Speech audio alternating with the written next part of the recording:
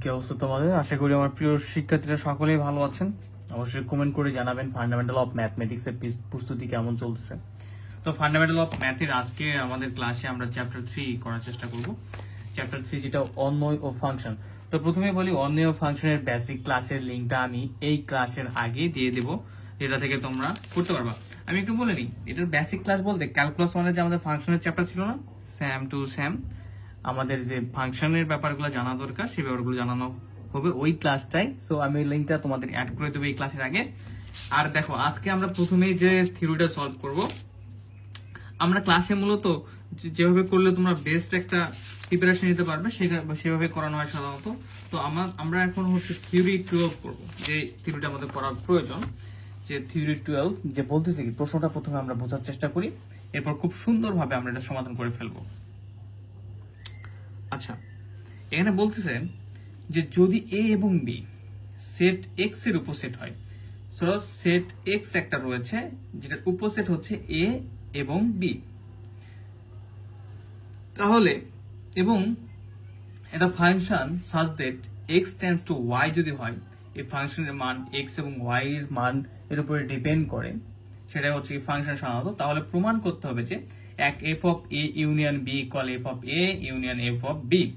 আমাদের একটা করলে হবে, 2 নাম্বারটা এখানে করতে হবে না, ঠিক আছে? তো যারা 1 নাম্বার করবা তারা 2 নাম্বারটা এমনি থেকে নিজেরাই পারবা, সমস্যা নাই।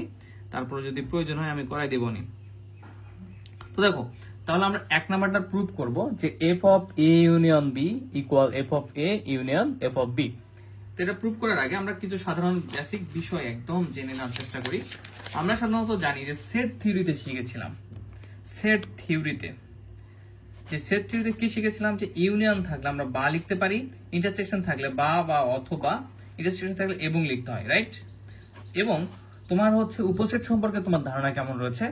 সাপোজ এক্স বি, এটা মানে কি বোঝায় যে বি এর উপসেট হচ্ছে এক্স, ঠিক আছে? বি এর উপসেট এক্স, এই ব্যাপারগুলো হচ্ছে আমাদের খুবই ক্লোজ ব্যাপার, যেগুলো আমরা আগের ক্লাসে বা ক্যালকুলাসে খুব সুন্দরভাবে শিখেছি। তো আমরা এখন এটা সমাধান করা শুরু করে ফেলি। দেখো, কোনো সমস্যা হবে না, আমরা খুব সহজে এটা সমাধান করে ফেলবো। তো প্রমাণ প্রথমে ধরে নেব আমরা যে এফ অফ এক্স, এখানে দেখো 2টা পার্ট আছে, তাই না? তো এই পার্ট থেকে আমরা এই পার্টে যাবো, একবার এই পার্ট থেকে এই পার্টে আসার চেষ্টা করব।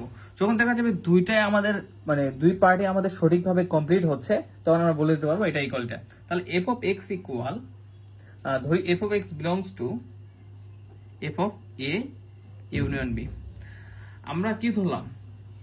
এফ অফ এক্স ইকুয়াল ধরে নিলাম যে F of A union B, যে এই F of A union beta হচ্ছে ভিতরে এফ অফ এক্স এর ভ্যালুগুলা বিদ্যমান রয়েছে, ঠিক আছে? এই বিলংস টু মানে কি বোঝায়? বিলংস টু মানে বোঝায় যে তুমি যেটা বিলংস টু করতেছো এটার ভ্যালুগুলা, এই F of A union B এর ভ্যালুগুলা, যে মানগুলা এই এফ অফ এক্স ফাংশনের মধ্যে বিদ্যমান রয়েছে। এবার আমরা কি করবো? এখানে আমাদের টার্গেট কি? এই অংশটা থেকে আমাদের এই অংশতে যেতে, আমরা এ ইউনিয়ন বি নিয়েছি, সো আমাদের কি করতে হবে? এই অংশে যাওয়ার চেষ্টা করতে হবে, F of A union B, F of A union F of B তে।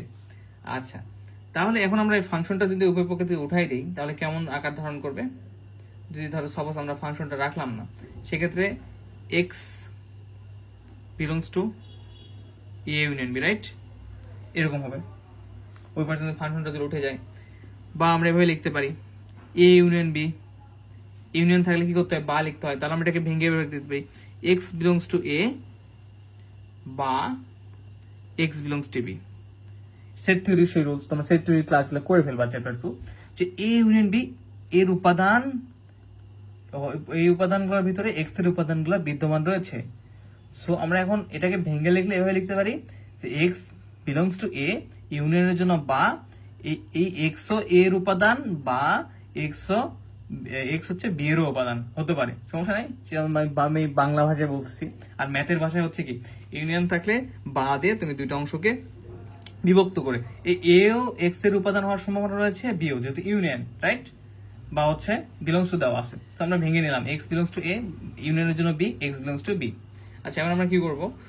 এখন আমরা উভয় পাশে ফাংশন নিয়ে ফেলবো। তাহলে এফ অফ এক্স ফাংশন নিচ্ছে উভয় পাশে, এফ অফ এ বা F of X belongs to F of B.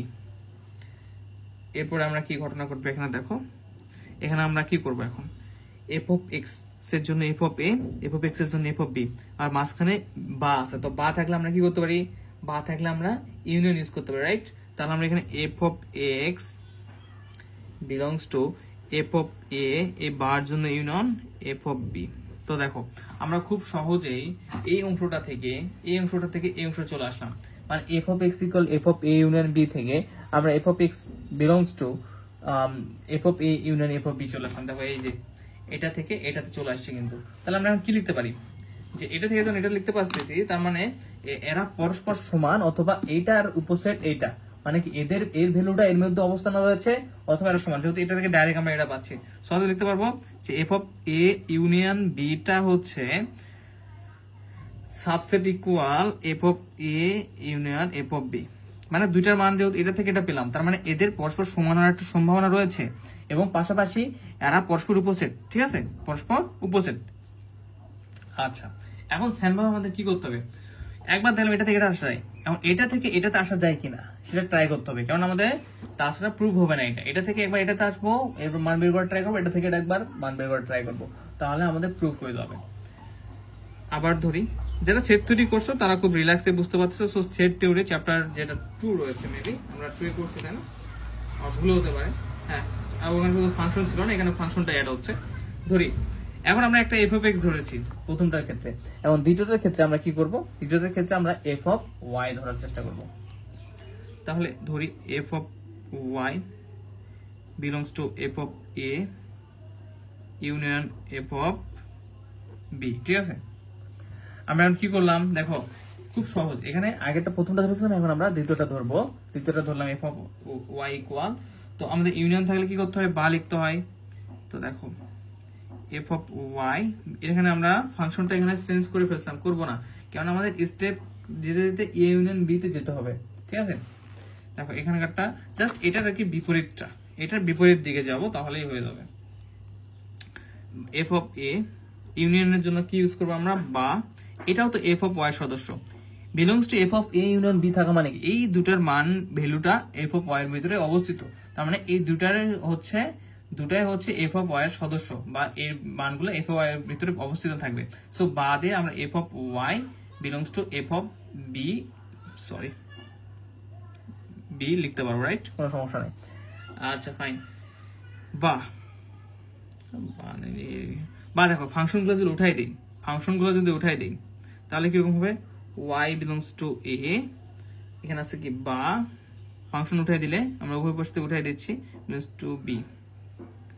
দেখো একটু মিল দেখা ট্রাই করো, আমরা এখানে এসে শেষ করছিলাম এক্স এর জন্য, এর আগের লাইনে কি হয়েছে, এই যে বা দিয়ে আমরা বিভক্ত করছি, তার আগের লাইনে গেছে বা দিয়ে বিভক্ত হচ্ছে, শুধু এক্স এর জায়গায় আমরা এখন ওয়াই ইউজ করতেছি। তাছাড়া কারো যদি একটা অংশ মনে থাকে, সে যদি এই দিক থেকে উল্টো দিকে যায়, শুধু এক্স ফাংশনটা না নিয়ে ওয়াই ফাংশন নিয়ে, তারও কিন্তু ম্যাথ হয়ে যাবে।